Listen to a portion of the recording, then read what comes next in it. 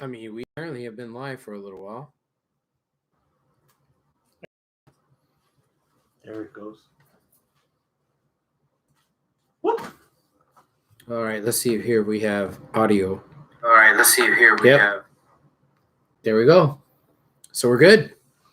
I'm not sure how I made that work, but I got it to work. I mean, you must have tickled the keyboard some kind of way. Some kind of way. Tickled the keyboard some kind of way. There it goes. Oh. You done adjusting the camera there? Yeah, I think we're good. Yeah, it looks like we're good. Yeah, I mean, the sound's going. Let me just turn this on. Copy link. Let's go to the old Facem books. El Face. El Face. Connect WhatsApp to Facebook? Get the fuck out of here. WhatsApp. What do I look like? WhatsApp. Fucking third world country app.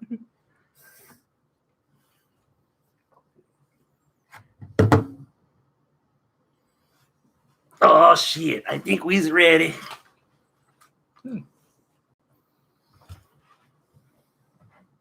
Oh, we looking good. Got the whole background. Abel's got his light back. He's nice. Only we were ready to go. Oh, I'm just sharing the link. I had to wait for you to put it on there. Oh, yeah? That's what she said. Oh. Giggity, giggity. Or in Abel's case, that's what he said? What? What?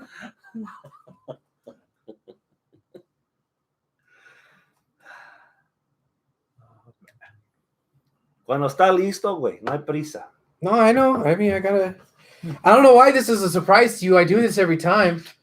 Somebody's got to promote the show. It's like you get slower every week. Oh my God. Shut the hell up, Chris.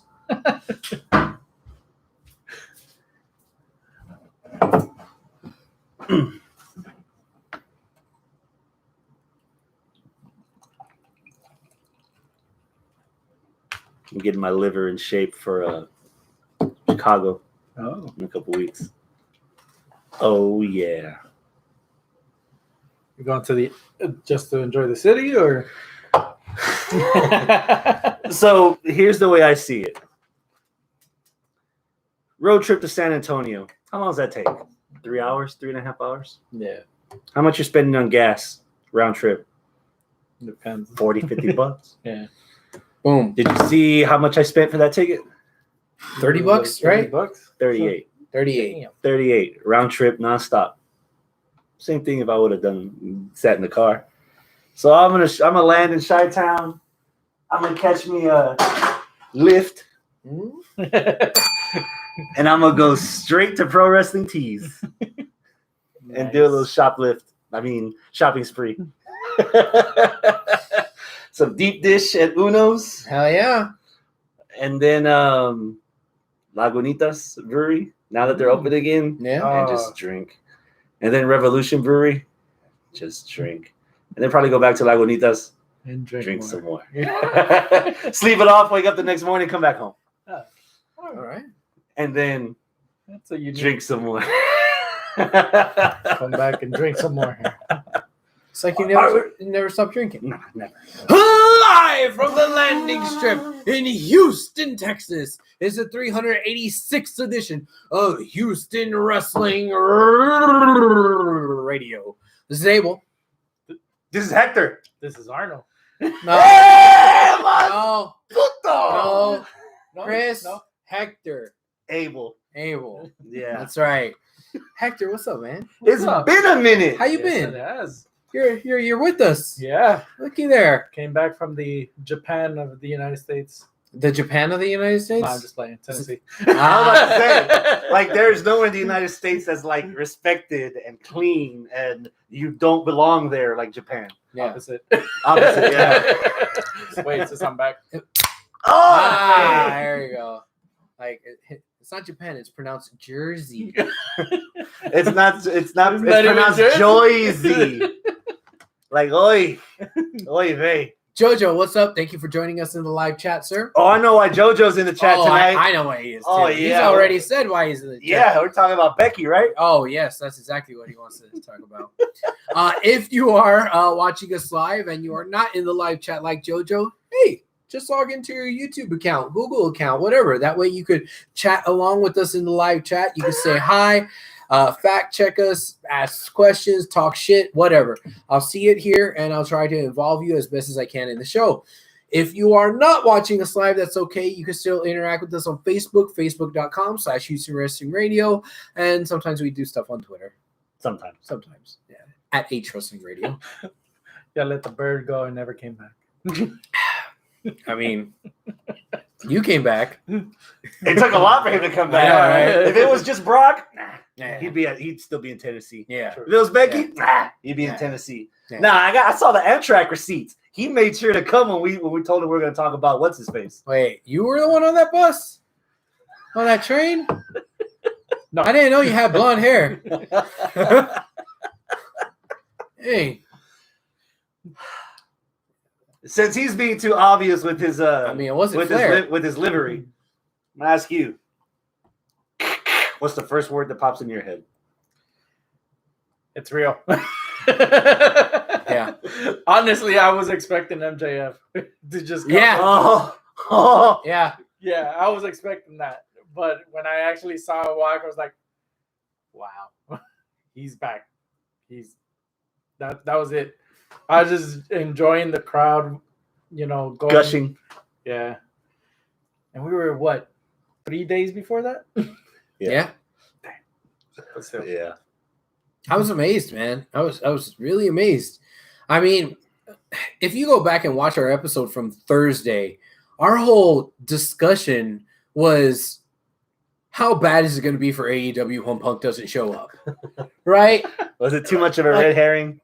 Yeah, I mean, yeah. like I think we didn't allow ourselves to get lost in that moment of what if he really does, and he probably is. I think we're so jaded of fans that we're that scalded dog that has been beat too many times, where we expect to be beat, right?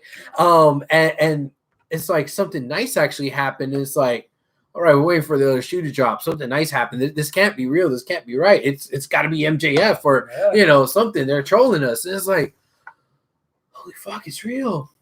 It's real. It's really him, and he's really out there, and he's saying, "I'm back." And oh my god, like it was astonishing, amazing. I couldn't believe it, even though we knew it was happening before it happened. I was aghast. You must have read the dictionary this morning. I did. I had a thesaurus shoved up my ass today. It's pronounced thesaurus. Yes, it's called a bum. I'm not gonna go that far. Rectum. I'm gonna dumb it down for some of our people. Jojo. Suppository. Bliss. Like it just. You could have had a bad day. You could have had a long day. You could have had a shit week. You could have had a shit year. You could have just been down in the dumps with professional wrestling. And you just see Punk right there come on the screen to the ovation that he got, and it was bliss. Like everything that you thought was broken about your perception or your feelings for professional wrestling were just shifting itself back to completion. Yeah. It just... And the next thought was, okay, now what? Yeah. You got him there. Now what are you going to do with him? Yeah. And that's when he calls out fucking Darby. It's like, I'm going to have a match. What? Pump the brakes. What's next? That's what's next. No. No? Punk's first words. Do you remember Punk's first words? Yeah. Talking about, how to make a guy feel like Britt Baker in Pittsburgh. Already. You know what? Yeah. You already know why he's there. Mm-hmm. In that one promo, he put over Britt and he put over Darby. Yeah. Which is what a guy his caliber at his stage in his career, even though he's got a 7-year gap in his resume, is what you would bring him in for. Fuck. How big of a gap on his resume did HBK have before HBK came back? You remember he was out for that long time with the back, and we thought we were never going to see him again. Was it 96 through 02? No, 98. He Nice. wrestled in Steve Austin 98 WrestleMania 14. He came back 2003. 2003 for WrestleMania 19. Yeah. And look how well his career went post comeback. No, even before that. What? 2002 SummerSlam Yeah. against Triple H. Oh, that's right. It is 2002. Well, okay, so he was gone for what, 6 years? I can't math. 4. 4 years? 4. The banker over here. 4. 4 years. And I mean, he still had a pretty damn good career. So who's to say Punk can't have a good career after having a 7-year hiatus? You know, I mean, that's a long hiatus, longer than HBK's, but still, you know, I don't know if I'm ready to just relegate him to enhancement talent just yet. Maybe give him a little bit more time to reestablish himself and let him be a top dog, and then use him to put over all the young kids, all the young boys, I'd say. On the level of on a scale of 1 to 10, 10 being heavy, 1 being light, how hard do you think he bashed WWE in his promo? Oh, 3, 4. Yeah, he didn't bash WWE all that much. I mean, he did mention, the place that got me sick. But that wasn't bashing. That was just telling it like it is. He couldn't. You can't heal in an environment with that's actually making you sick, man. If this place was filled with fucking toxic gas and shit, you're gonna be sick until you fucking leave. Mm-hmm. So it's not bashing. It's not talking shit. He's like, I had to leave. I don't think he was talking shit. I think he was just telling the truth about who he was and why he's back and why he's back in professional wrestling. I have it a little bit of a 5. Okay. Just for the fact that he didn't even acknowledge them, of saying I left professional wrestling the day I left ROH. Mm-hmm. So even though he's using Cult of Personality, which is the song he got and is recognized for WWE, mm-hmm. he literally told him, yeah, I became a sports entertainer when I left ROH. Exactly. Now I'm coming back to pro wrestling. So he didn't even acknowledge that of, you know what? I wasn't a pro wrestler. I was something else. Mm-hmm. Now you're going to see what I was before. Jojo in the live chat says 3. The reason I ask, Yeah, I'm sure somebody you? put it, I'm at a fucking 2. Okay. The reason I ask is that we shared in our messenger Booker T's reaction to CM Punk's promo. Oh, God. Yeah. And I just... For Jim Cornette to praise that promo, yeah, and he's a AEW shit talker left and critic. right. He's a huge critic, and for him to say there's no other way you could put the promo. He had an idea, and it was better done by CM Punk. Yeah. So I was like, oh, and Jim Cornette's had more.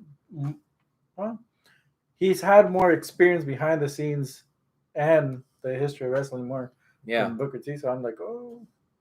He's hated enough AEW that he could praise something when it's good. Booker T, you know who butters his bread. Yeah. So he's going to talk about Yep. praising it the way he did. Yeah, I just think Booker was 100% off the mark on this one. I mean, Punk wasn't talking shit about WWE. I mean, he had in the past, and he built off of the fact that everybody knows. Everybody listened to that fucking podcast with Colt Cabana when all this was first going down, when he no-showed Royal Rumble. Everybody fucking listened to it. We know about the fucking MRSA and the Z-Packs and the doctor. We know about it. We know the fucking story. So he didn't have to rehash the story and do basically sour grapes. This was a celebration of him coming back. This wasn't a, hey, let's bash the reason what everyone else does when they leave WWE. Yeah, I mean, he did in the past, but he didn't that night. Yeah. It's funny. You don't even have to be a wrestling fan to know how bad CM Punk was treated. We talked about the Vince McMahon episode of Last Week Tonight. They showed the picture of Punk's face when he shat during SmackDown in an actual match. Yeah. Like, not just wrestling fans know what kind of shit he went through in his last days at WWE. Casual people also know that WWE's a pretty sick machine, in a certain way. Punk versus Darby, is that the right call? Darby teased it when they announced that they were going to do this first dance at United Center. Yeah. But would you have put Darby as number 1 for Punk? Regardless of Punk's promo last night, if you saw Punk's promo last night. I did see Punk's promo last night, and now that I'm past the euphoria of oh shit he's back, and I'm past the euphoria of oh shit not only is he back but he's gonna wrestle, and oh shit he's gonna wrestle Darby. The reality now. The reality is, oh shit, who do I want to win this match? You know, because like I don't want Punk to lose, and I don't want Darby to lose either, because it's like, who do you have losing this match, right? Like Punk comes back 7-year hiatus. He has the blemishes on his record from the UFC shit and the MMA shit. So obviously coming back to wrestling, he has to kind of win, but at the expense of Darby. He just cut all this promo about, I came here to fucking fight the young kids. And it's like, all right, you're going to kill one of the young kids right from the get-go. Man, I don't know. This is a really good opportunity to put over one of the hottest rising stars that you have. But then you're bringing the guy back, the hottest free agent ever, and you're going to have him lose. So it's like, dude, you're really in a pickle as to who will win this. And on paper, the match looks fucking amazing. I want to see that match. And it's just a regular one-on-one, nothing, no plans necessary. I want to see the match. I think it's going to be good bell to bell. I'm already at a fucking 11 for this match, right? Yeah, already. But fuck, I don't know who I want to win. I really have no idea. Like I want both of them to win. I want both of them to win this match, and I don't know how that'll happen. It's not. I know. Those who do not learn from the mistakes of the past are doomed to repeat them. And this has happened in pro wrestling before, and it kind of, I don't want to say it started the downturn, but you could see it flatlining a little bit before he figured out where to go. And that is when Kurt Angle debuted in TNA. Ooh. And you had the chance to really solidify Samoa Joe and the TNA roster in general as, holy fuck, I bit off more than I could chew. Did we get that? No. Kurt Angle beat the shit out of Joe like three matches in a row. In the first match. The first and the second and the third, right? No, it wasn't until I think Joe beat him in the second match, and then they had the rubber. The rubber match. And then it was years later when Angle was heavyweight champion that he dropped it to Joe in that MMA lockdown cage fight kind of thing. Sometimes easy's right. And man, if you're gone for 7 years, Darby with a roll-up, a speedy roll-up as fast as that motherfucker is, and you can easily put over Darby and say, like, damn, I wasn't prepared. This is what I wanted, but I didn't realize it was going to be like this. I need to change. I need to step my game up. I need to do something different. I need to bring something to the table that nobody's expecting. You know, I would agree with you if it wasn't for the fact that Punk has those embarrassments of his losses in MMA, in UFC. If that, because I think if he was just gone for 7 years and he came back and lost to Darby due to ring rust, cool. That's a story you could go with. But I think that there's going to be more casual people that are going to look at this and be like, oh, yeah, the guy that couldn't cut it in UFC is now back in WWE where he's supposed to, and then he loses. This jerk off. And any casual fans that you brought in through the hype are going to automatically be checked out. I'm not sure if you're bringing CM Punk back for the casual fans. I mean, that might be a good point, but you're always trying to grow your audience, man. Now, if CM Punk's in the ring and AEW decides, man, you know what? Let's try that again. Let's sign Mickey Gall, the first kid that beat him when Punk went to MMA. Then you can do that in the storyline, and it would be understandable if casuals would be like, this mofo that lost to that guy for real, now they're fighting for fake. Nah, I don't want to waste my time. Or maybe I am invested because maybe I want to see how Punk can beat the guy that tapped him out in an actual wrestling ring as opposed to a cage. But I don't think that the Punk stuff's gonna be for casuals. Okay. I don't. So if it's not for casuals, for hardcore fans, again, who do you want to win? I got Darby. Okay, I've got Darby by flash. I'm not expecting him to hit his finisher. I'm expecting like Punk go to GTS, Darby counters with a quick roll up, and then and there you go. Keep it going. How about this? JoJo in the live chat, time limit. What if they go to the time limit draw? They haven't busted that out in a while since he did that to Cody. Jungle Boy and Jericho. Oh, Yeah, but Darby. But that was 10 minutes. That was Darby just also 10-minute did it to Cody. exhibition. Darby also did it to Cody. Darby did do it. Yeah. Yeah. So I mean, I'd be down for that. That could work. And it ain't Time the limit first draw? time. It ain't the first time that Punk has done that before. If I remember right, he did that with Samoa Joe back in the 3 matches. Yeah, the first 2 were draws, and then the last one. And if it's a time limit, since they're not like pushing that, and they haven't been pushing it, because I remember they said TV time remaining. It'll catch people off guard. It will catch people off guard. And if it's like 30 minutes, right? I know that's a lot, but that's enough to where like you could have booked it like we weren't thinking this. All matches have a 30-minute time limit, but usually matches go 15, non-titles 20, 25. Go 20. We put a 30-minute on there, not thinking, oh, it'll go to a draw, and then it fucking goes to a draw. Near fall, boom, boom, boom. Next thing you know, 30 minutes. Holy fuck. Then respect. Yeah. I mean, that could work. Because even at that, I see that the clash of styles, because CM Punk is not known as a high flyer. He's more of a ground and pound technical wrestler. And you have Darby that bounces off of everything. Yeah. So in a way, you could put him over of teaching him of, this whole flippy-dippy shit might not work with me, but with the Flash, you still got me. You can kind of do the same thing that you did at Fyter Fest but with the roles reversed. You could have Punk and Darby go the 20 or 30 and do the draw, and just as Punk's about to do the respect, you get Daniel Garcia come out because him and Darby got something going on, which leads you to believe that Darby, instead of waiting for the rematch for Punk and Darby, the 5 more minutes, you get distracted by, Darby and Garcia might have something, so they can do that while Punk goes to the next guy, and you can come back around later.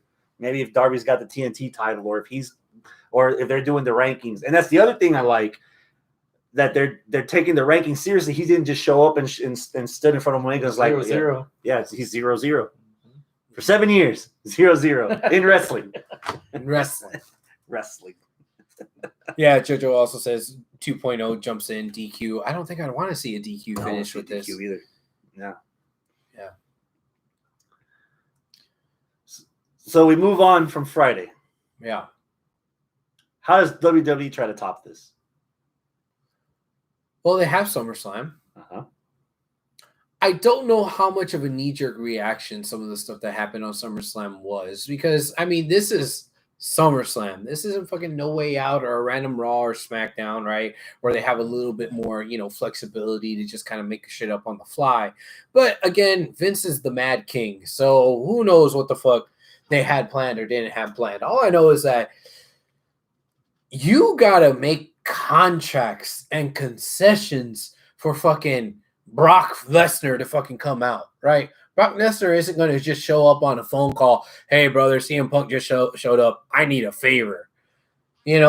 Maybe Becky, but then Becky, again, has been trying to come back after having the kid. So I don't think that should be that much of a surprise, So was all this shit planned anyways? Maybe? Was it knee-jerk? I don't know. But, I mean, it was cool, but it wasn't without its flaws, right? The best comeback I've seen in the last several years was the comeback we saw on Rampage. I was going to say Dynamite. Rampage. These 2 comebacks, they were like, oh, that's cool. Both of them together doesn't add up to what we saw with Punk. True. Which one do you want to hit on first? Becky or Brock? I have to go with Becky. Okay. Spill it. What'd you think?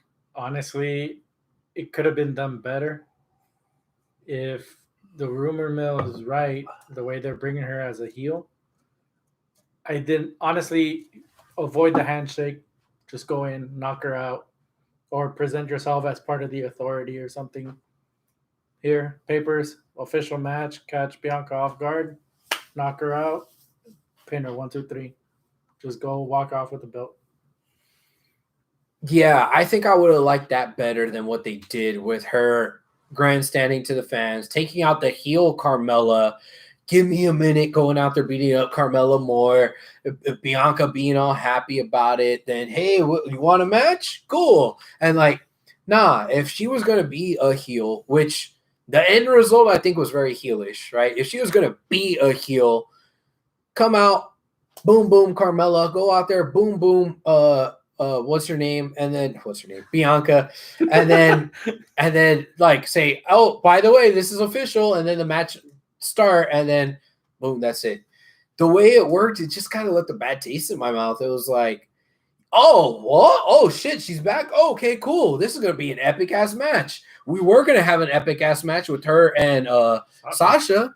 Cool, let's have an epic ass match with her and Becky. But no, it's just what do they call it? The manhandler slam or some shit like that. Slam. Yeah, and then boom, 1, 2, 3, and I had to turn to you, Chris, and ask, and you couldn't give me the answer. So Hector, I'm gonna ask you, what is Becky's finisher? Was it the manhandle slam? It wasn't the Beck Spoder. Yeah, the disarmer, the submission. Disarmer. Oh, yeah. So we never seen her with the impact move finisher before, right? No. Okay. So this is something new. It surprised me too. When she did that, I was like, wait, for even McAfee calling it a rock bottom. Which it would have made more sense because she was actually in the ring with The Rock on SmackDown. So if they pass the torch to the youngin, sure, I'd accept it. I mean, if I want to be a stubborn Hispanic, I could have left everything alone with one singular exception, and the taste wouldn't have been in everyone's mouth the way it is now. Is having Bianca kick out right after 3. Oh, I was hubris. Oh, I wanted to fight somebody. Oh, I thought I could handle Becky. I guess I couldn't handle Becky. I'll be ready next time.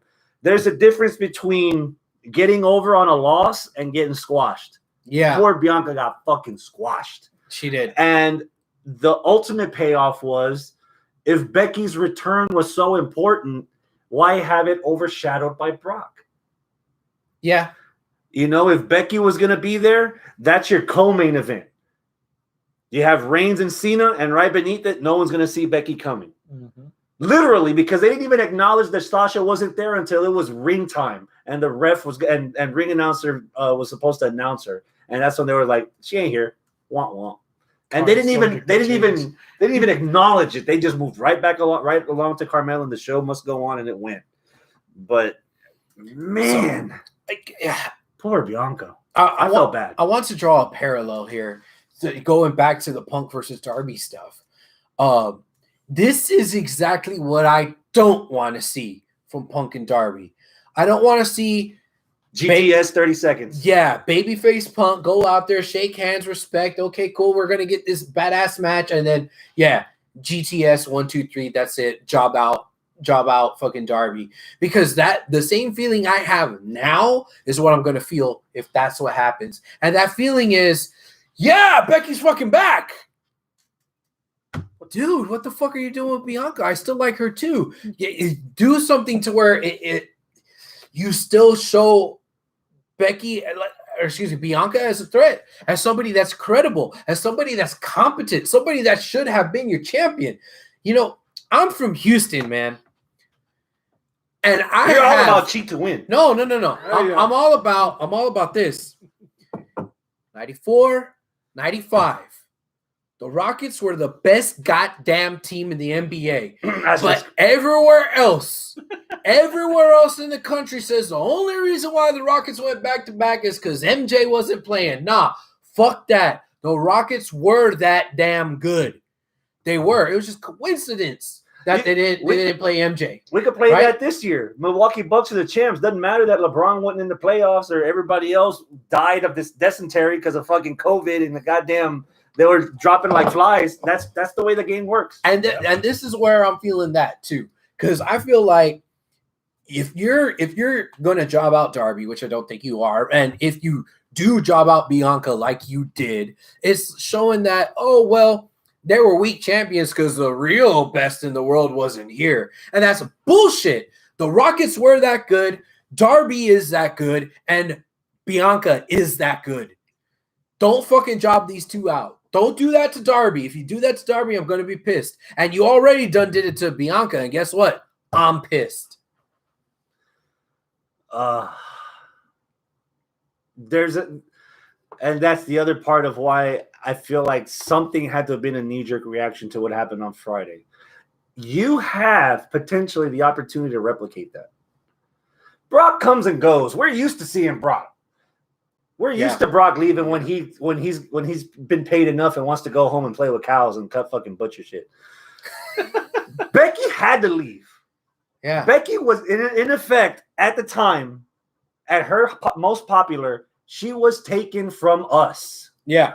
So you had the perfect opportunity to bring her back. You could have had Becky put down her kid and pick up her shirt. Backstage promo or promo from home.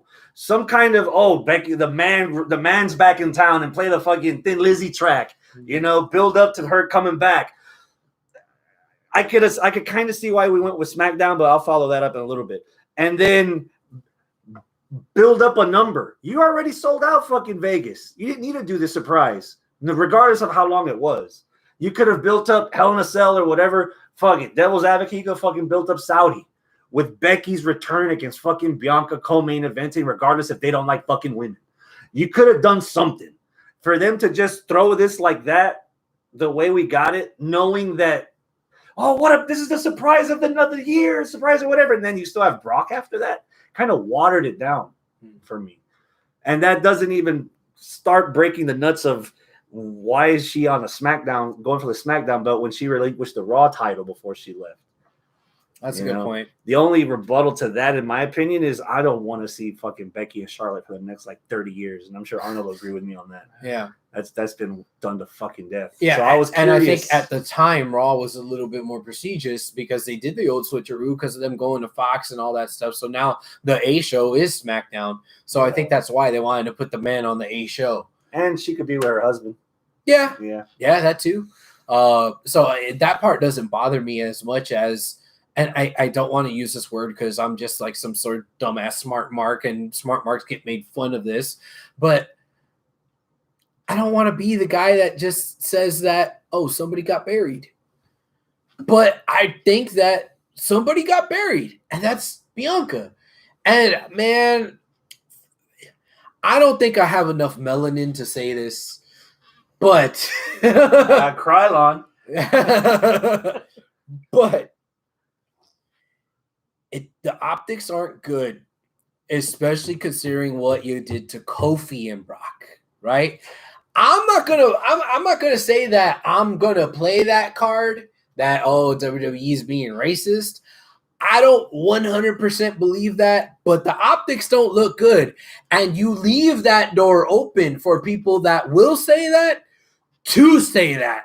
And I've seen people say that. It's like, you give the African American community a step forward, 2 steps forward, but then they're going to take a step back. You give Kofi Mania. You give Sasha and Bianca the main event of WrestleMania, and then by SummerSlam, all right, you give Ron Simmons the belt, but then it's another 10 years until any African American comes along, and you actually give them something worth a damn. Headline: Black woman champ stopped by a Becky. Yeah. The optics don't look good. I get it. Becky's returning and she's a big baby face, but damn, you're trying to build something here with Bianca and you cut it short, but then also the way it makes you look, you're a little tone deaf with that, man. You're a little tone deaf. Do you think the commentary played up the fact that Becky's a heel? No. They were more hyped up that she was there. Yeah. So she still retained that face. That face. Yeah. I was thinking the same thing when I read the rumor that it was going to be Becky as a heel. From experience, I'm in the Astrodome, 67,925, watching Steve Austin and Vince McMahon take the belt from The Rock. I did not think at all that Steve Austin was turning heel. I was thinking Vince McMahon's turning face. He's helping the guy that I want to win from the guy wrestling right here in Houston, Texas. It wasn't in until his home state. I was off the next day, so I watched the pay-per-view at my friend's house, and I had the commentary for context. He sold his soul to the devil himself. Yeah. Wow.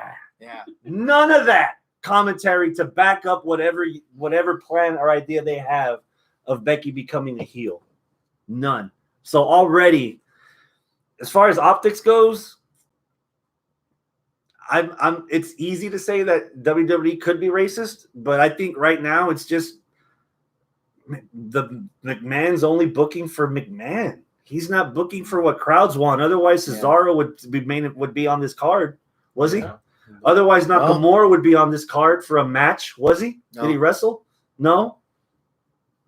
There you go. It's all about the money now. Yeah. And that's part one of the 3 dominoes that kept me from enjoying the rest of the show. Domino 1, Bianca getting murdered. Ben Crump's going to probably show up on SmackDown this Friday to defend Bianca after all this. Then domino number 2, them announcing that they're going back to Saudi for Crown Jewel. Then domino number 3, Charlotte winning the belt. So this is less Vince is racist and more Vince is panic booking established people over people to see if they're getting over, because I don't know why, but it just feels like Bianca, 4 months, WrestleMania main event. She lost the belt. Poor little, we can't be racist all the time. Fucking white girl Nikki had it for 4 weeks. 4 weeks, and she lost it to Charlotte. Did she even beat Rhea Ripley on Raw? Did she even beat Charlotte on Raw?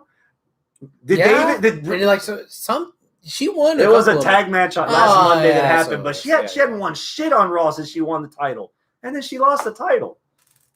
So it's not WWE's racist. It's Vince doesn't know what the fuck he's doing most of the time. And again, if you want to actually go back to something that I did like about SummerSlam, the argument against Vince is racist is Bobby Lashley. Lashley actually beat fucking Goldberg. Did he? Well, I mean, no pinfall, no submission. He's still the champ. He still got the gold. Yeah, but it's not a clean win. I know. And do you really want to see it again? No.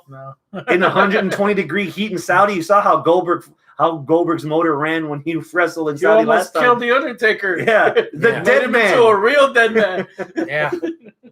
But I mean, Lashley still left with his belt intact, so I mean that's more than what Bianca had. Yeah. Brock.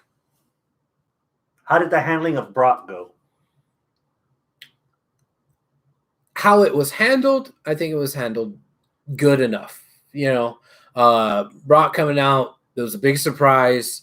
I was kind of surprised to see how Cena was beat up pretty much from this match. Like, I don't know. I kind of expected Cena to win, but I also wasn't really sure. But it felt like Roman really did more to Cena than what I expected, right? So I was like, all right, well, this is a surprising match. And then Brock comes out, and I'm like, oh, Jesus Christ. Okay, well, whatever. It's fine. It's Brock Lesnar. He comes and goes as he pleases.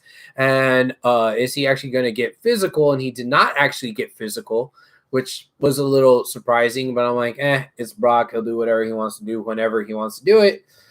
So I'm not like, oh, my God, it's the return of the year. It's like, oh, he's coming back for his brief stint. Great. Blood money. Yeah. So I'm like, all right, whatever. I mean, I care, but I don't care. But then the one thing that I realized almost as an afterthought, which actually has me a little intrigued, is, wait a second. This is Heyman's old boo going up Heyman's new boo. Oh, that could make for some interesting promos, right? But that's the only little tickle on my pickle for that right now. How was it handled? Fine. Nowhere near the return for Punk. Nowhere near as the return for even Becky. I think Becky's return was a little bit more surprising and a little bit more like awe-inspiring up until the end where the match happened and it was just a squash. But like Brock is not a surprise. Brock is never a surprise to come back for me. Like, I expect him to be back every 6 months. It's like, yeah, he's gonna show up. WWE is Brock's timeshare. Yeah. How about you? Like, if I forgot about Brock, that's when he's coming back. Yeah.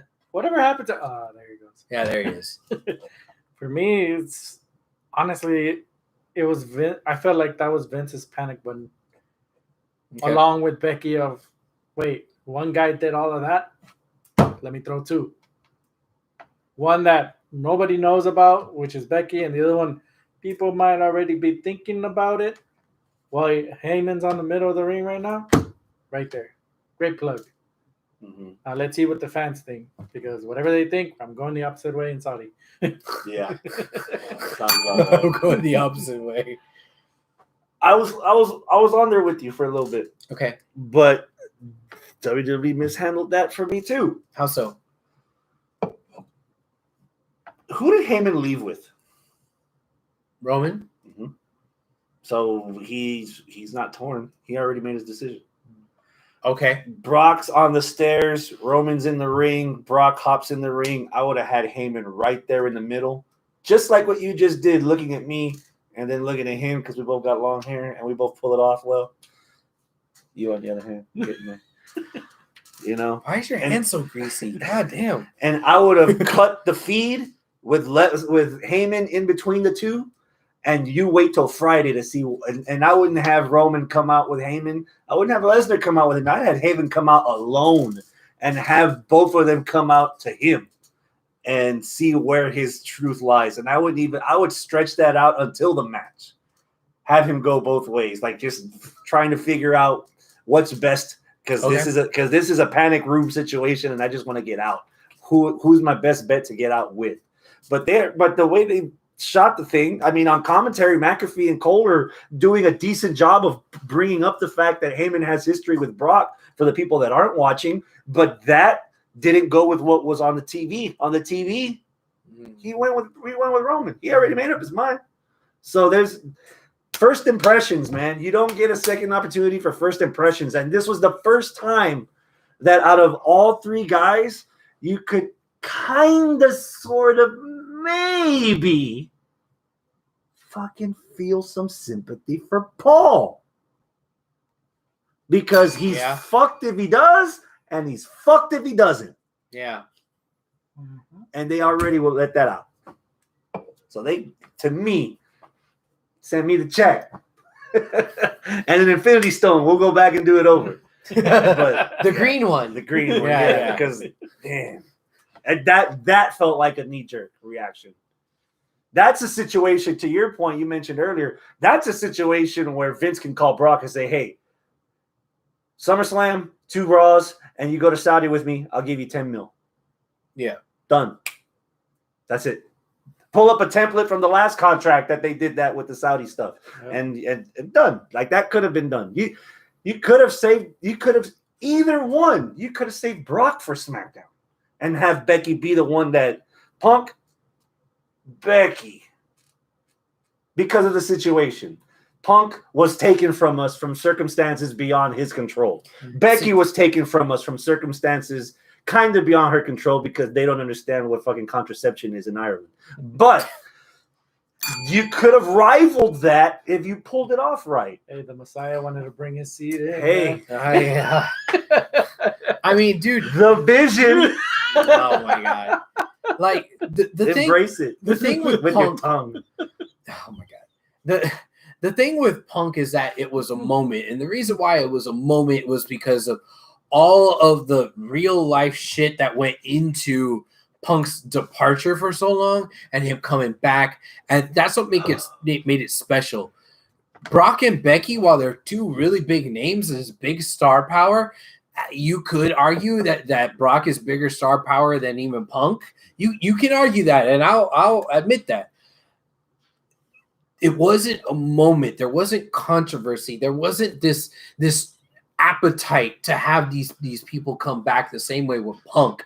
So you weren't going to replicate it. If this was a knee-jerk reaction, it was a stupid-ass knee-jerk reaction because you're not going to match this, right? If it was not a knee-jerk reaction, which is that's what I really think it wasn't a knee-jerk reaction, and the reason why is because of what I said before about fucking contracts with Brock and the fact that Becky's been trying to come back for the last couple of months. They were like, oh, we'll just save it to SummerSlam, right? That's why I don't think it was. But you're not going to replicate what happened on fucking Friday. You're not going to replicate that. That's a once in a decade fucking thing, right? Like maybe even more than that. Like the Punk coming back was that special. So if something happens like that is that special, what I would have done is, hey, Becky, I know we have you planned to come back at SummerSlam, but all this stuff happened with Punk. We don't want to just look like we're copying them or trying to knee jerk and this and that. Let it breathe. We'll bring it back on SmackDown 2 weeks from now. Let Bianca have Carmella have a decent little match. They boom. Then on SmackDown, have Carmella be like, well, Sasha's not here. I took care of Carmella. Who wants to go up with the EST? Bam! That's when Becky's music hits. And that builds to a feud, to a match where you actually have fucking 20 minutes worth of wrestling. Even better, Bianca shouldn't have defended her belt that night. What should have happened is out comes fucking Baron Corbin asking for money from the women's champ. No. And Bianca gives him the kiss of death. Oh, God. No. Because she's the EST. She could do that to a guy like Baron Corbin. She could. And then down on his luck, he ends up finding a poker chip on the street. And he goes into the casino and turns that poker chip into a turnaround, into a come up to the Mars. Because Moon's already covered by somebody else. But he gone, you know. I mean, I guess. Oh, he is rolling high right now. So He is. Any highs from SummerSlam besides Lashley? Well, him leaving with the belt. I didn't see this, but I was told by both Arnold, you know, in the live chat, and also like Aaron and Porsche, that the match of the night from SummerSlam was Seth versus Edge. I still haven't seen the match. I kind of wanted to watch it today, but you wanted me to watch other stuff. So we watched other stuff before we had to record. So I still haven't watched this match. And by other stuff, we stumbled on the Walking Dead episode where Negan kills fucking Abraham and Lynn, and we watched that. No exceptions. Yeah. No exceptions. I hate to be this guy, but at times, SummerSlam last night reminded me of WrestleMania 25. How so? In the sense that Edge and Seth might not be as good as we think it is if it was surrounded by better matches on the card. Would Taker HBK 1 be as good as it was if the rest of the pay-per-view was... Yeah. Okay. So... Taker HBK 2 was better than 1. Yeah. It's a match and that we WrestleMania can 25 sucked. We were there. Were you there? I was there. You were there? We were all there. It sucked. God damn. We had one of the best WrestleManias here in Houston and one of the worst WrestleManias here in Houston. I actually have that match as this match as a match of the Edge Seth? match of the week for me. Match of the week. The whole candidate week. or pick? Candidate. Candidate. Okay. I agree. That's Okay. candidate. I need to watch this. What made it so good? I like the storytelling of it. Yeah? The fact that I literally forgot of when I was seeing the promos.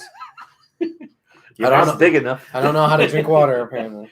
So There's one person that knows about. yeah. I So the story about it, what I forgot about Edge is that his dark place was in the Brood. Back when he used to do those random attacks and the bloodbaths. But kind of hated Brood baths. Yes, I kind of hated PG. that they couldn't do that. So, which going this route to the point where you said when you were talking about right now about how WWE could have held off on Becky because they already did it in some other place. Mhm. It comes out that Gangrel was supposed to come out On Dynamite. on Dynamite, Oh. and Tony Khan canceled it because the idea for Gangrel was going to be the Brood kind of resurfacing, but in AEW With him and Christian? Possibly. Oh. So when Edge did it, Tony Khan's like, we can't do it. Yeah, it's like we gonna be can't copying, copy. Yeah. Kind of sucks, but going back to that, the whole match, the emphasis of protecting the head, protecting the neck area, Mm-hmm. and the fact that they took out moves that hell I forgot Edge did it. Yeah. Oh man, I What'd he do? almost had a tear of joy when he so Seth was trying to give Edge the pedigree and Edge countered it and turned it into a glam slam. Yeah. Oh, cool. Yeah. When he did he took out the execution and then he took Education. out the education. Well, the other one. Submission. Yeah. Which Like one was the House of education? Pain, kind of. Oh. The submission. Oh, yeah. Kind of like a forgot weird about that. Indian deathlock. Yeah. Oh, okay. And his finisher was a crossface sleeper. So instead of pulling the neck back, it looked good. It looked really good. Yeah. So that for me, when the whole storytelling went through and then the match, I was like, yeah, this is what I'm taking out of SummerSlam. Everything else is like, eh. Had I known it was gonna be that good, or had they known it was gonna be that good, that should have been higher up on the card than when it was. So it's like what, the beginning of the third hour, maybe? Yeah. I hope they get their shit straight. And by that, I don't mean WWE. To round out the SummerSlam talk, did you hear about the fucking failures that fucking stadium had? No. Concession stand. So here's an example. What happened? Their concession stands are cashless because of COVID. Their Wi-Fi was down and their concession stand system software was down. So they couldn't take cash. They couldn't take card. They were just giving food away. What? Hot dogs and waters for everybody. Wow. And so when everybody's eating good, somebody's got to suffer. Uh-huh. Toilets were backed up. All of them. It's like a land cruise. Oh my god! And Really? they had, and I think some of the Wi-Fiers, there were issues with the pyro. They didn't have pyrotechnics at all at the fucking thing, other than the smoke stuff that they do for Becky and for Edge. You saw several people have it because that's all they had. They couldn't do. They had some kind of issue going on. Yeah. But JoJo says it was a sewage backup. Yeah, Ugh. it was bad. Yeah. Gross. And officially, another weekend where NXT takes over WWE as far as quality. Takeover 36. Go. Walter. That's all I can think about right now. Walter. My match of the week. Pick. Dragunov versus Walter. Do it. Yep. For me, the thing that kind of caught me out is Walter laid into him more. It brought the brutality that they did from our match of the year winner. We had one, right? No. Canada. It was Canada. It came in like second place, right? I Yeah. think so. Stadium Stampede mathematically won. True. Yeah. So it brought the brutality of the UK scene there. But then Dragunov kind of overcame that of still showing that, hey, I can still take the best of you. And then him doing that classic story of small guy versus big guy, bringing the big guy down. Mm-hmm. For me, the shock was just seeing him tap. I was like, oh, shit. He did it. He had to do it here, but he did it. Yeah.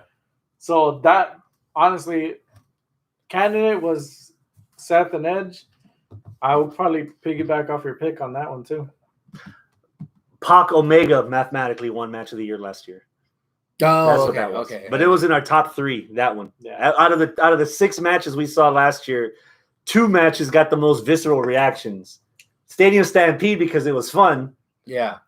And the murderage, the beheading with a blunt object, the fucking Dragunov. Insert the Simpson meme. Yeah. He's already dead. I fed you this. Yes. Specifically today. Yes. After you claimed that you thought you saw it Yes. Monday. Go for it. Sunday is I had NXT on the telly. But you weren't on. You're right. Yeah, I was distracted. I was doing a bunch of other stuff. Yeah, long day. Whatever. You were UWF. UPW. But yes. Yeah. Yes. So it was on. I knew roughly what happened, but I didn't really actually put my peepers on it and really pay attention to the matchup until tonight. I think I'll agree with you guys and say that this is the match of the week or weeks or we did an episode last week. So yeah, match of the week. Hell yeah. Making us fucking honest here with actually having a weekly show. Holy shit. Yeah. Match of the week. Definitely. Definitely match of the week. But I do think that part 1 was better. But Not less. I think that this is so far the best NXT match we've seen this year. So I don't mind throwing this on to the match of the year list as our NXT entrant. Who's holding the spot? We don't have a spot. 2, We don't have. 3. There's no NXT that holds that spot Until now, Until ladies now. and gentlemen, and anyone in the middle. So for our NXT slice of the pie, So this far, right now, so far is match of the year. Walter Dragunov 2 is in contention. It's Yes. on the ballot.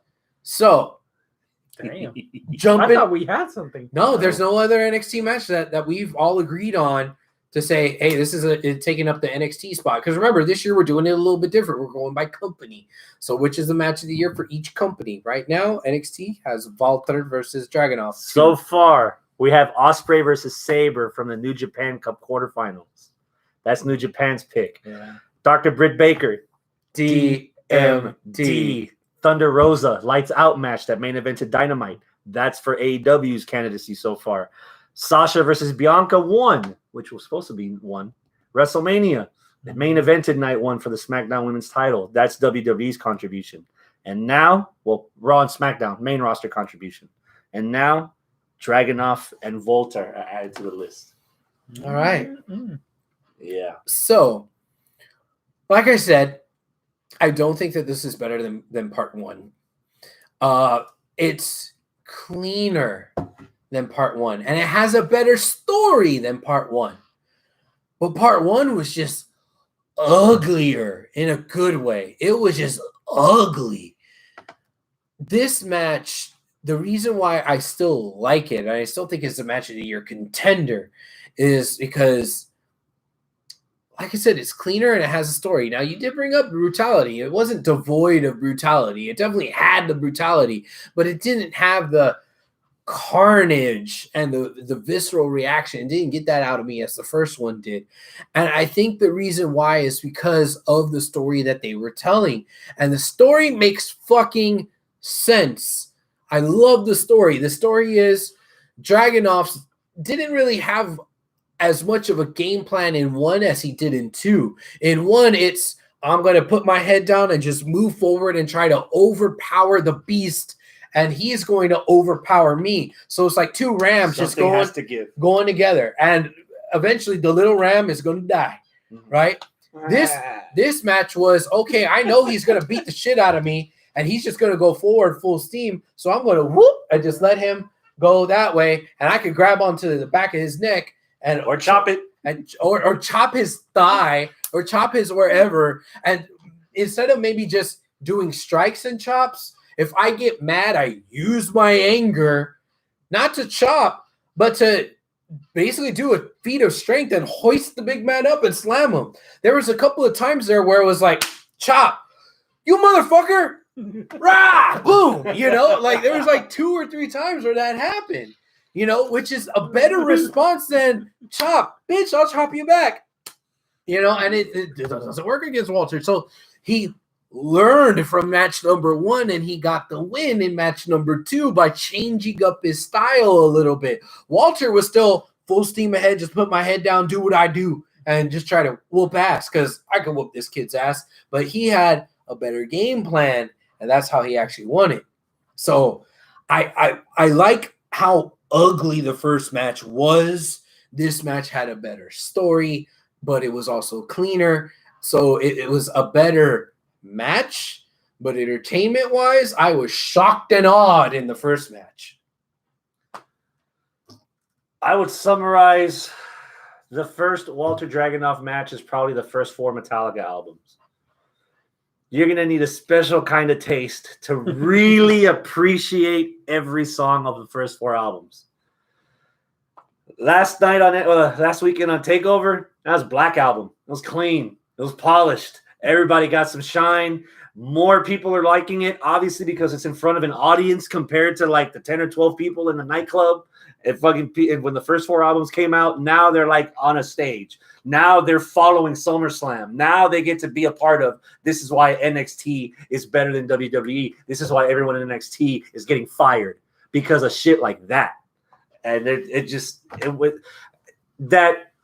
stop, he's already dead meme. I didn't have that thought at all in the second match. Yeah. This was a lot more palatable. This is a match that I would entrust to have somebody that's fallen out of wrestling or doesn't know what it is that we watch now. Oh, I used to like Andre the Giant and Big Boss Man and Hulk Hogan and oh yeah, what's going on with wrestling now? Click. This one's better. This one's easier to tolerate. This will bring someone in as opposed to kind of not in a negative way, but from a casual point of view, almost pushed them back out. Because that first one was raw as fuck. Yeah. And some people might not be ready for that. This one's a lot more palatable. Hell, and that's not a I a wasn't slight. ready for that. It's not a slight to this match. It's obviously on our fucking list for a reason, but this is more palatable for more people to watch. But that first one was more. They had more liberty to do And that. the first one was unexpected. Yes. That's the biggest It part. was Yeah. a sleeper. Yeah. No one saw that first one coming. Half of y'all didn't even watch NXT UK. I didn't even know who Dragunov was. Exactly. I was watching it here and there, but when I saw like the clips. the clips, I was like, "Holy shit!" Let me go back Yeah. because it reminded me. For me, it reminds Walter reminds me of the British Ishii. Yes. So I was like, okay, yeah, I got that guy there. Austrian. Yes. Jojo says, I hate the Black Album. I knew there was a reason why we're not really good friends. Yeah. Go listen to Megadeth. Give me a downer from Takeover, because I've got one that's like right at the top of the list. I can't tell you. Get you need to help me out because again, I tried to watch most of NXT, but I didn't. I didn't even catch the first 30 minutes. No one did. Oh. My biggest disappointment, it hurt. It was like at the core of my being. Samoa Joe's performance. Oh, Go okay. back and watch that match. Within like 60 seconds, he's breathing heavy. His mouth's wide open. He had no cardio or conditioning whatsoever. You could tell. And it was to the point that he was starting to get a little sloppy with Cross. That I actually felt a little bit of sympathy for Cross. Like, I hope this kid don't get fucked up because Joe wasn't ready for this. Because Joe looked out of it. And the finish was very lackluster. But then again, I mean, you can't top fucking Jeff Hardy. Can't top Jeff Hardy on Raw in 2 minutes. So, but I hope that was the wake-up call, and he's right now on the coming bike at the PC. Yeah. What do you think about him busting out the muscle buster? Oh, he did? It's safe. Oh, cool. I'm glad he hit it right. I didn't see Cross losing by submission to Joe, but again, man, I don't want to be that guy. I'm gonna fucking say it. His debut on Raw fucking killed any interest I had in him. And it weighs down. I'm surprised I watched the fucking match live.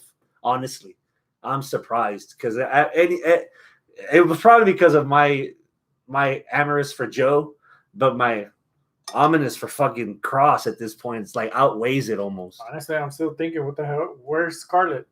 What happened to her? Yeah. But like, if she's training to be a wrestler, why couldn't they show glimpses of that when she was there? Yeah. But hey, I don't know what you do with him on the main roster because he's obviously there. I mean, you Mad don't Max reject. You don't do what you're doing now with him. I mean, shit. It doesn't. I don't know. He looks dumb. Without Scarlett, he's really losing something. I think it was Arnold that said in our chat, they posted a tweet or something that somebody said like, oh, the IWC, you're burying Cross and we want Cross, but also the IWC, where's Scarlett? And like, it's supposed to be a ha-ha, like, oh, you're disrespecting Cross by chanting we want Scarlett. I think that's part of the burial of Karrion Kross. You got rid of Scarlett. Now, I'm not saying that Scarlett is just a prop, but Scarlett and Kross together were such a good compliment. And it's not just because of the boobs, okay? The presentation is not Kross. The presentation is the entrance, the fog, the theme, his valet singing lip-syncing his song because she's actually singing the song on the track.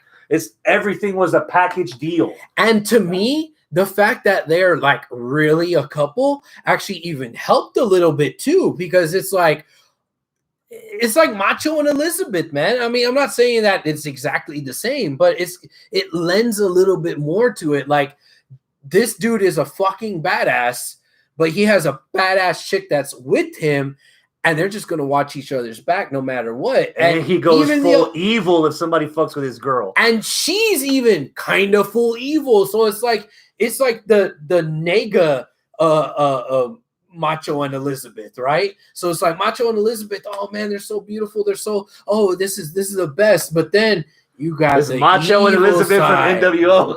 Yeah. Oh god, this is the evil Dressed side. in black. Oh fuck, And it's part of the whole presentation of both of them together. Yeah. And losing Scarlett, it's not the same. And now that it's Steve Austin without beer. Yeah. Well, you saw what happened. It's The Rock without the $500 shirts. It's like how they did Bobby Roode.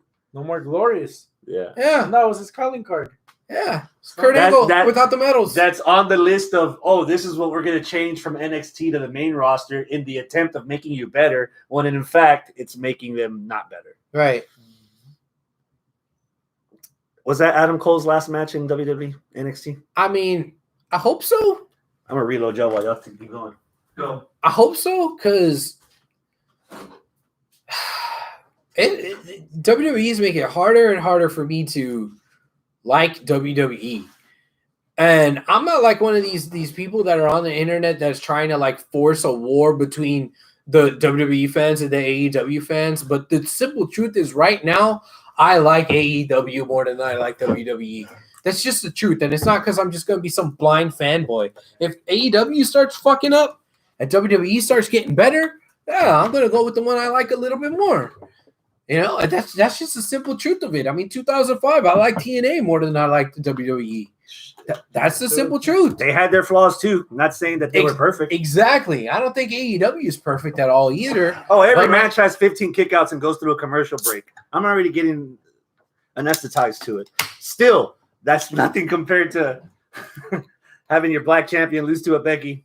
Yeah. Karrion Kross with this weak ass Mad Max impersonation or whatever BDSM he's trying to do. Yeah. It just looks dumb. Merchandise. That's what Vince is thinking. I get it, but like you could sell fucking all the shit that he was already wearing. You could already sell his fucking action figures. You could sell a 2-pack with him and Scarlett and charge double because you get 2 action figures, right? So okay, so you get an extra fucking helmet that fucking little Jimmy's gonna run around with, looking like a fucking weirdo unless it's like the viewfinder and you see nothing but Scarlett's boobs everywhere. Yeah. I mean, you really want that gimp mask to be the fucking toy that you see at Toys R Us? Really? That's the marketing and the merchandising you're gonna do? That's the excuse? No, that shit ain't gonna be at Toys R Us. That's gonna be at fucking Carmen's. That's where that's gonna be. Jimmy got into mommy's closet again. Why does Karrion Kross keep moving? Mom, this is a funny looking lightsaber. It shakes. That's not the noise that Luke Skywalker makes it make. Oh man. Fucking love works. Rampage tomorrow. Yeah. Lucha Bros versus Jurassic Express. The winners get to face the Young Bucks inside a steel cage for the tag titles at All Out. I'm rating them, or yeah, you can if you want. I'm at an 8. The reason why I'm not at a 9 or a 10 is because I'm pretty convinced that Jurassic Express is going to win this so they could get their rematch, and they earned it instead of just like, oh, well, you lost and you get another rematch kind of thing. So I think it's pretty obvious Jurassic Express is going to win. I want to be the odd one out and say it's going to be a DQ. We're going to have a triple threat. Oh, all 6 of them in the cage. Oh, I like that. I'm at an 8 for as respectable / almost family that Jungle Boy and Phoenix were in those moments outside the ring and doing the tandem stuff. I'm expecting that to fall apart real quick. And I'm with you. There has to be a way that this is a triple threat match. It can't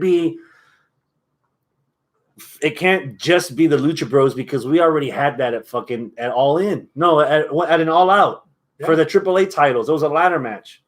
No, or double or nothing. We've already had them already. Just the 4 of them. it makes sense since Jungle Boy and Jurassic Express somehow lost their tag title match at fucking Rampage the first night, that first episode. Yeah. No, it was here in Houston.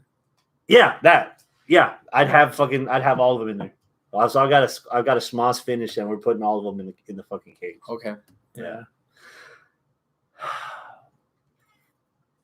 Ty Conti versus the Bunny. 6. I like Ty Conti. I like the Bunny. I don't really care about this particular matchup. It's going to be a whatever matchup for me. I got it at 6, and I think I got Anna coming back. Anna Jay? Yeah. Yeah. So who's the other girl in the Hardy family office besides the Bunny? Or is it just the Bunny? It's just the Bunny. Huh. I've got it at a 6 also. I've got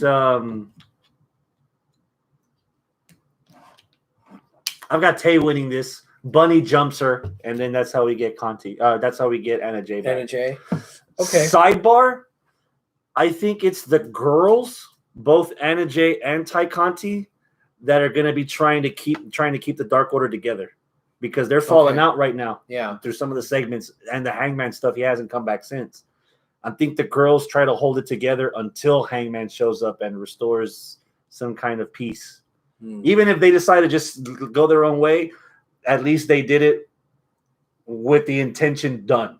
Their mission was to get Hangman back in the title picture. Their mission was to have him face his fears and face his losses and overcome them. And with Paige getting the title shot when he comes back, they can go in peace and do their own shit. I like what you're saying, but you're wrong. Prove me wrong. I hope you're right, but you're not.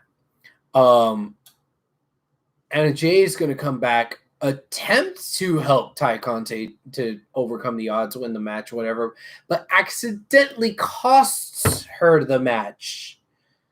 That starts the rift between those two. So the divide is further down in the Dark Order. So they're not the two that are holding it together.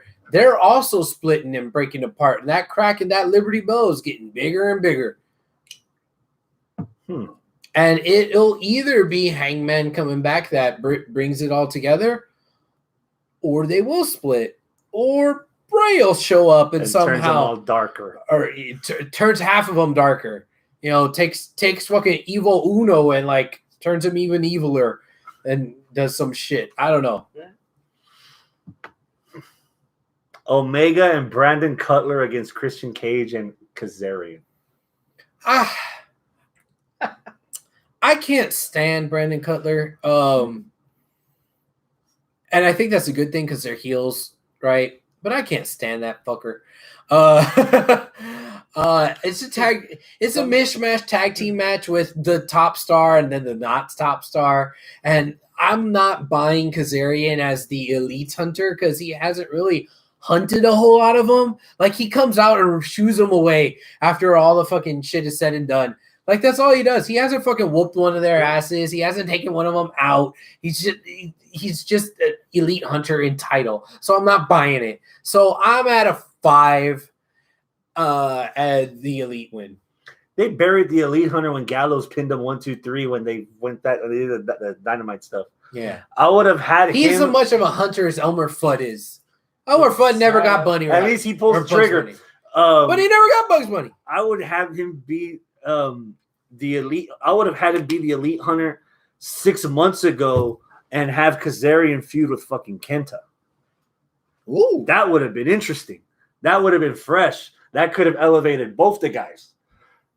Him now after that loss and he let's be real, guys. He's never winning the world title, is he? No. He's never winning the Impact title, is he? Maybe. He could. He could. He does have history in that company, so yeah. He could, but it's unlikely. Long shot. Long shot. Yeah. So I'm not Kazarian, he's all right, but nah. I mean, don't get me wrong. Love Kazarian. Loved him in the past. He was on a couple of our episodes. We interviewed him live in San Antonio, backstage at Ring of Honor. Great guy. Love him to death.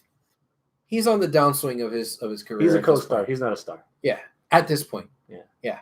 It's sad because his trajectory right now reminds me of I wonder if I get his name right. Yoshitatsu? From SmackDown? Yes. You remember back when he was in ECW? Yeah. Yeah. You remember when he left and he went to New Japan? Yeah, and he got his neck broke by AJ. Yeah. And guess what gimmick they gave him? What? The Elite Hunter. Huh?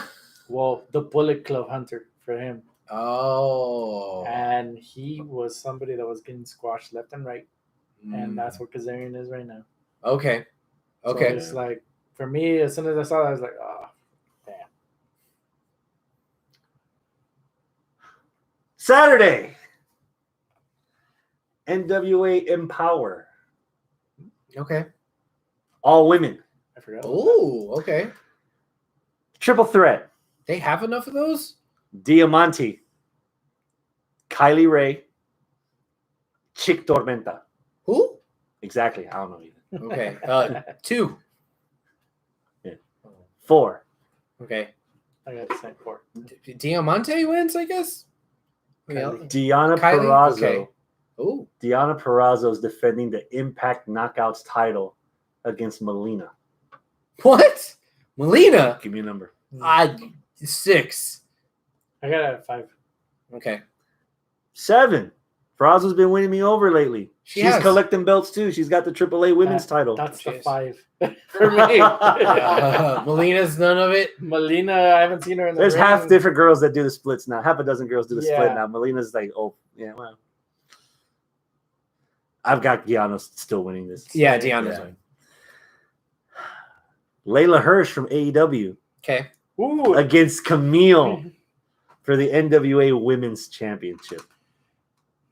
Oh, 6? I got it at 7. I'm at a 7 too.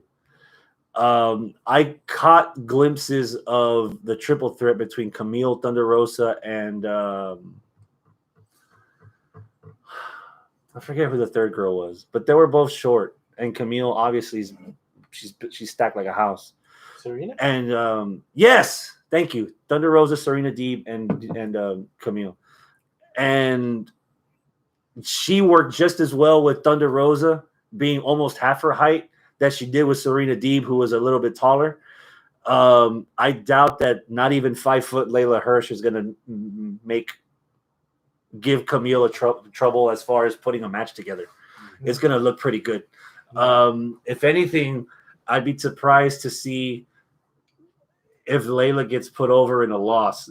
If she can show her shit, her like Roman Greco wrestling style against Camille and actually raise her worth. That being said, Camille's winning this hoe. All right. Hands down, she's winning it. Raw. Lashley and Sheamus. Versus who? No, Lashley versus Sheamus. Oh. They had a tag match last Monday. Lashley walked out on Sheamus. He got the whooping. Yeah. So Lashley versus Sheamus this Monday on Raw. Okay. 6. 4. Lashley wins. 7. I mean, if Lashley's looking for new contenders, Lashley versus Sheamus would be fun. Yeah. Sheamus could take it. Sheamus still wearing that mask? Yeah, that's a buzzkill for me too, a little bit. It's not. It wouldn't be as much of a buzzkill as if he didn't, or if somebody didn't write Celtic Warrior on it. So fucking. Oh fuck. Money. Oh, they're gonna market that too. Oh they're yeah, marking a fucking doll. Yeah, because I see all the Make-A-Wish kids at ringside wearing Sheamus's mask. Yeah. John Morrison against The Miz. 8. 7. 7.5. I'm in the middle. I hope Morrison wins this. He didn't win it the last time they did this. I'm hoping Morrison True. finally pulls one out over The Miz. I'm not sure if the America's Most Wanted is a gimmick that'll get him to that next level that he's been missing in his entire wrestling career Yeah. up to this point. But if he can make it work, maybe they'll let him do something. And Do you guys want to see him go back to the parkour gimmick he was doing? I mean, That it Kofi could be almost- a part of him. It doesn't need to be his whole gimmick, but that could be a part of him. Give me Johnny Mundo. Yeah, sure. Johnny Universe. Exactly. There you go. Tiny universe. I think that he's never gotten to that level that he could be.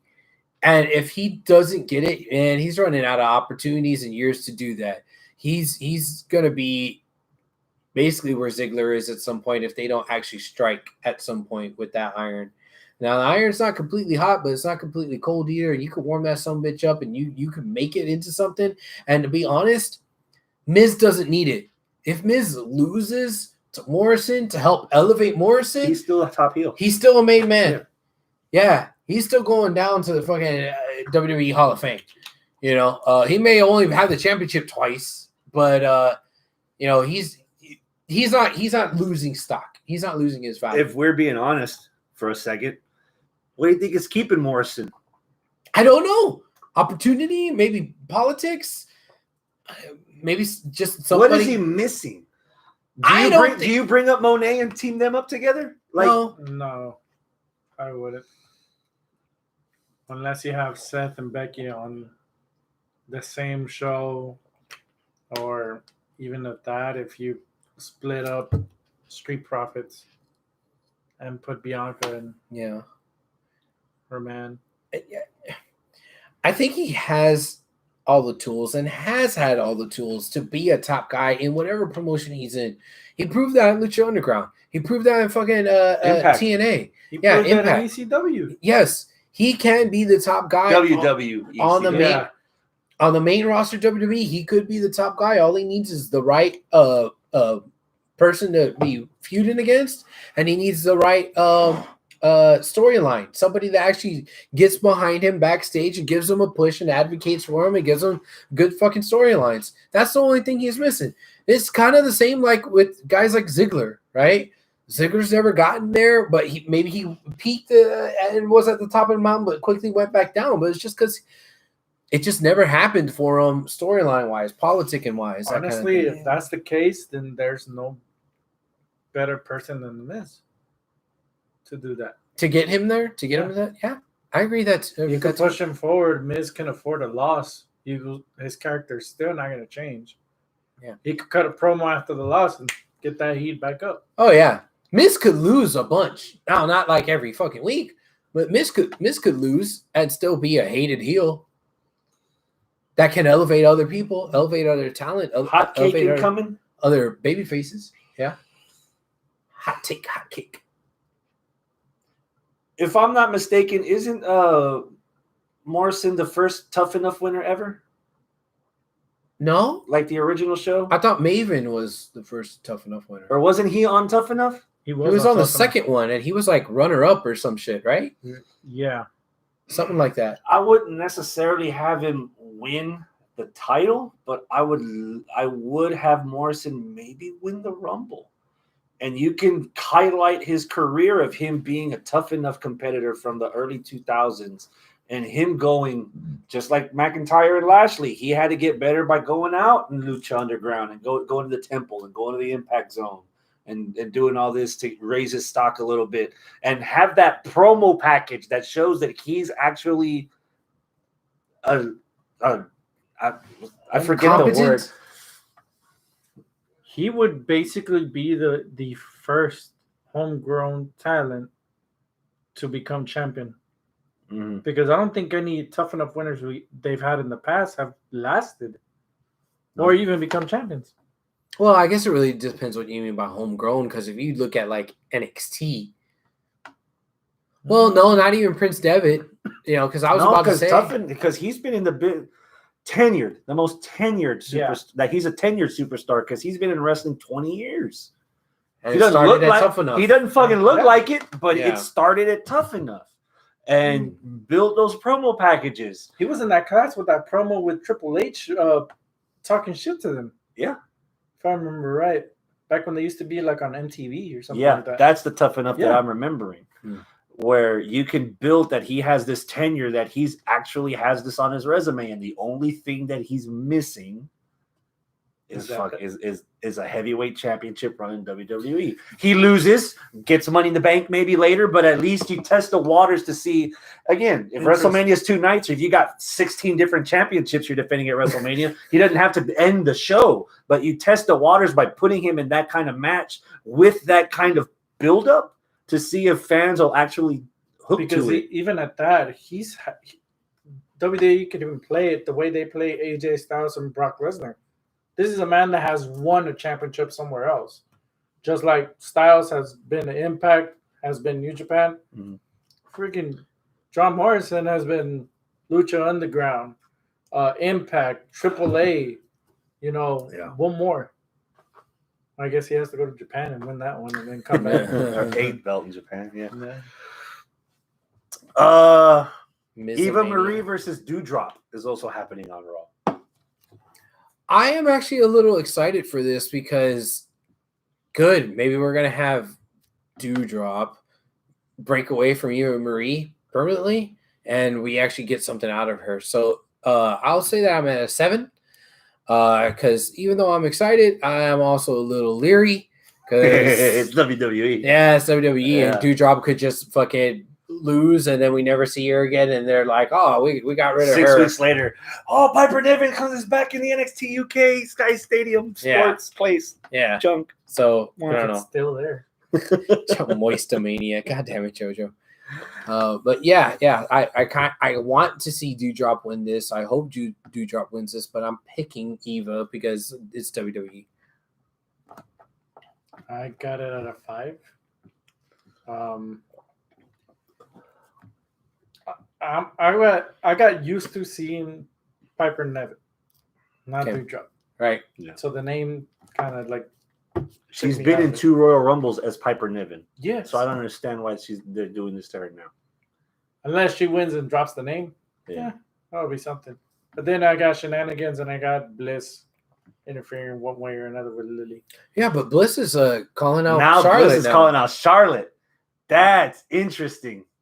Bliss is gonna lose like a mofo, but the build-ups might be kind of interesting. No, Charlotte needs to lose that belt so that she can win it back again and start padding that count so she can beat her daddy's her daddy's record. NXT on Tuesday, LA Knight against Johnny Gargano. Yes, that's actually happening. 7. I could be at an 8 if I feel like it had more time in the oven. I got it at 6. I just want to make sure that I'm not hyping myself up to like above 6 too. I mean, same because reason. I know what Gargano could do, but I still haven't seen a lot of LA Knight. This could be the official turning point of Gargano actually going face again, because you're booing LA Knight, obviously, and the backstage skits are humorous. So you can't help but like the whatever idiocy that the parents are doing to the kids. Yeah, you lost one, you left one at the fire station, and the other one's dating some crazy ass mofo. Parenting, it happens. That's why I don't have any. That too, marriage. Yeah, they'll learn. They'll learn. Kyle O'Reilly against Duke Hudson. 6. I mean, I like Duke Hudson. I kind of wanted him to go a little bit further in the tournament, if not win the tournament, the breakout tournament. And I love Kylo, but I don't understand why these two are wrestling at this point. So Kylo's winning. Is this just a thrown together match? Yeah. 5. Kylo's gonna chop this tree down. He'll overcome it. But since you mentioned it, did you like the finals? Carmelo Hayes against Odyssey Jones. I wish I paid a little bit more attention to the match. That also was a match that just happened and it was on the TV. I wasn't necessarily paying attention to it. I was a little surprised that Carmelo won it, and I was like, "Whoa, wait, oh shit, okay." And then when they showed the replays, that it was like that crucifix kind of flash pin. I was like, "What?" That was smart. Oh, okay, cool. I hope that doesn't mean that's the last we see of Odyssey. I mean, we're still seeing Duke Hudson, so I guess that might mean that that's good for Odyssey, because honestly, I kind of want to see more of Odyssey than I do Carmelo. Yeah. Does that mean Carmelo faces Samoa Joe? Carmelo faces a champion whenever he chooses. So he doesn't know when. But he said he's not ready for that right now. He doesn't know when, which I like.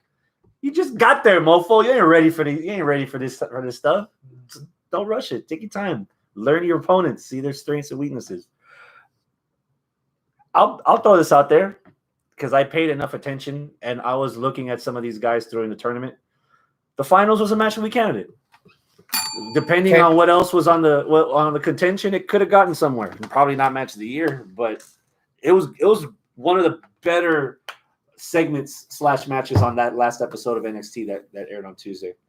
I'm kind of glad Carmelo won because Odyssey has been having like runts for his matches. So he's had shorter, smaller, quicker guys like Carmelo Hayes. So it actually made sense for Carmelo to be like, oh, this is how Big Man took out people my size. This is how I'm going to counter it. And he found the perfect moment to actually like pull the trigger and pull a fast one. He technically didn't beat Odyssey Jones. He survived. He survived him and pinned him, basically. Yeah. But he didn't beat him. You know, who knows? Maybe they could run that back. Start a little program between the two in the meantime. While the title picture gets a little more murkier and figure out what you're going to do. They're building up fucking War Games. Ciampa versus Rich Holland. I don't know. I'm not sold on Rich Holland yet. Well, he's been gone for a year. Yeah. I'm not there yet. Yeah. I'm not there yet. Got to see what he comes back with. I kind of feel like that's a step down for Ciampa and that they've been kind of forgetting Ciampa a little bit. They're from the opening promo that Joe came out and threw out the challenge. It's looking like we're getting Joe, Ciampa, and MSK against Pete Dunne's 4-man group. All right. So Only Lurkin, Danny Burch, Rich Holland in War Games 4-on-4. It'll be interesting to see Samoa Joe in there. MSK, if you thought the tag teams that have been in that War Games before were bouncing around, MSK is going to turn that into a fucking jumpy house, bouncy house all over the place. Yeah, that actually, I think that'd be pretty cool to see them in there. Yeah. And then Roderick Strong's got another open challenge. Really? Yeah. Oy. I don't know who'd be against. There's not that many people in the 205 class left. Unless they do pull the trigger on Kushida. They've been wanting to do Strong Kushida for a bit. That's what they're pushing storyline-wise on television for the title.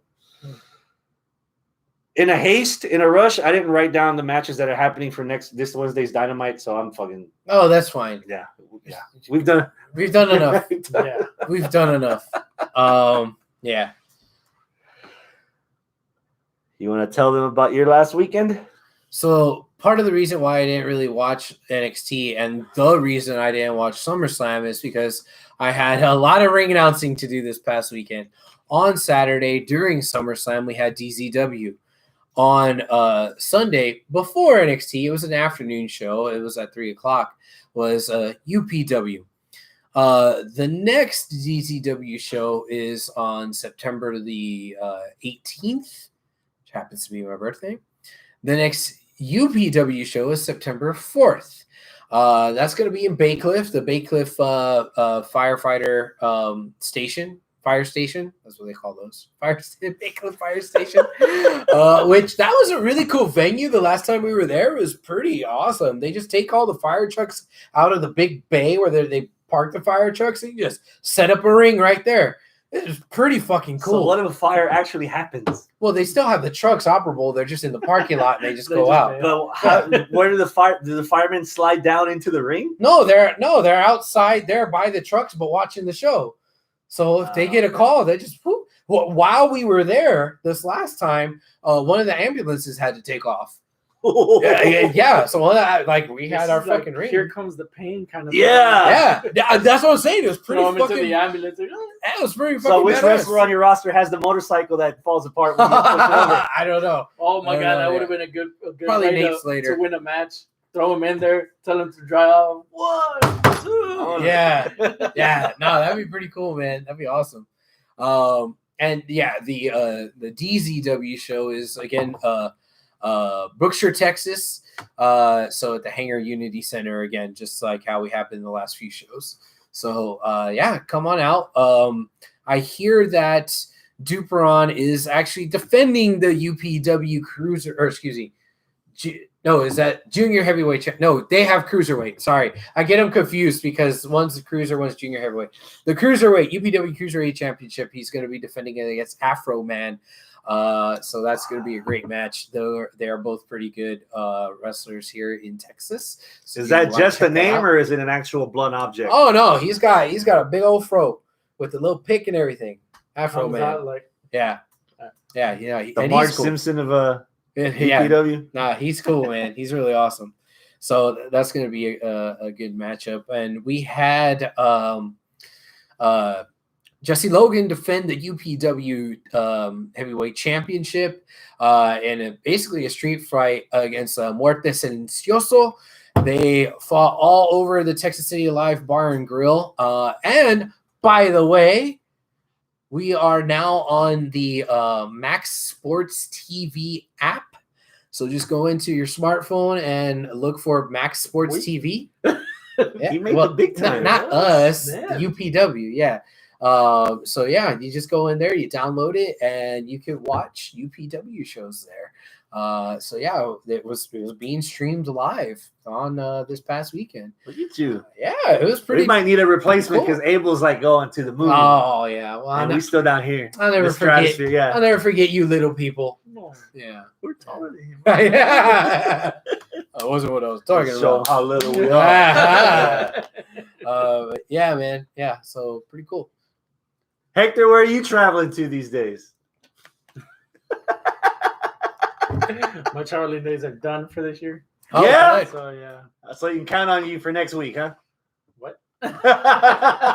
He said, "Hold on." Next week's our go home for All Out. All Out preview. Well, actually, no. I have to see what's on the schedule. Check what your Friday looks like.